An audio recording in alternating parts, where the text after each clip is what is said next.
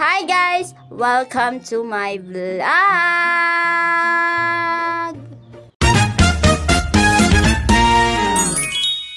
Yan na nga guys, nilalaro ko na nga si Jackie. Galing na nga kapala kaming trabaho at nagpapahinga. Pero mag-extra muna kami ng paglalaba. Ay kay naman niya naman, walang kapag-pagod ng mga katawan ng mga babae nga rin ay inam. Lambing-lambing na nga ako ng asong aray. Na nga pala ako at daladala ko ng planggana namin at susunod daw si Manilin.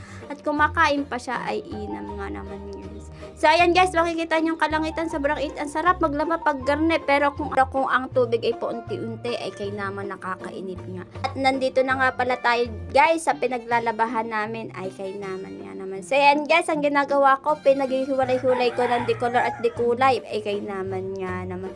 So ayan guys, magkasama ka pala kami ni Manilin sa paglalaba at di lang siya kasama sa pagbibidyo at siya pa ay nakain at susunod na daw ay kay naman nga naman. At ang kasabihan nga pala na matatanda guys, kapag tamad ka ay walang mangyayari sa'yo ay kay naman nga naman. So ayan nga, pinaghihiwa-hiwalay ko na nga sobrang dami ng malibag ay kay naman nga naman.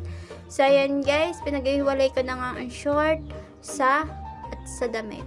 Yan na nga guys, at inilabas ko na pa yung iba pang mga damit guys. So ayan, at yan na nga guys, hinihila ko na nga ang washing. Naman nga naman, wala nga akong kausong dini ay kay naman naman. So ayan guys, akala ng babaeng ngaray ay makakaya niya mag-isa ay kay naman nga naman. So ayan guys, pinapakita ko sa inyo ang muscle at kayang-kaya ko daw ay kay naman yan pagsaluka. Tinanggal ko na ngayon taklob at makikita nyo guys, may mga damit pa pala dito ay kay naman yan.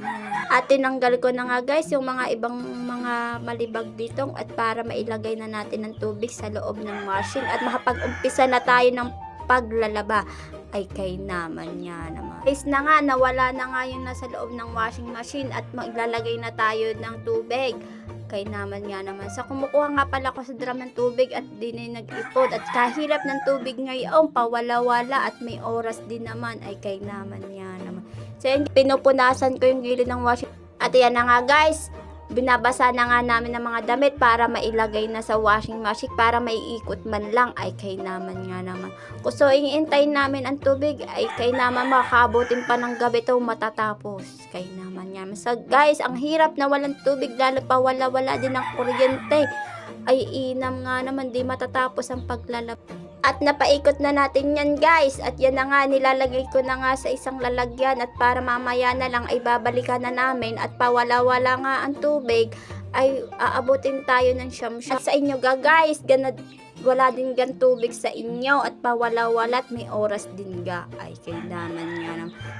At yan na nga guys, at babalikan na lang natin ng iba dyan. At kapag nagkaroon na ng tubig, ay kay naman nga naman nakakainit mag-intay ay inam. So yan guys, kung anong oras nito mapanood, ay sana ay mag-comment kayo sa comment section para lang makita ko kung taga saan kayo o sa napadpad ng aking pagbablog. Yan na nga guys, hindi pa nga tapos tayo sa paglalaba at inedit ko lang at para dire-diretso na tayo. Yan na nga, inabot tayo ng alas 4 na ng hapon at hindi na naisampay ang mga labahin at hindi pa mabanlawan dahil wala na nga tubig, wala pang nalabas. Ay kay naman nga naman. Yan na nga guys, wala na nga tumutulog, mag-aantay tayo sa wala. Ay kay naman nga naman. So yan guys, magtatapos na kayo pagbablog. Salamat guys!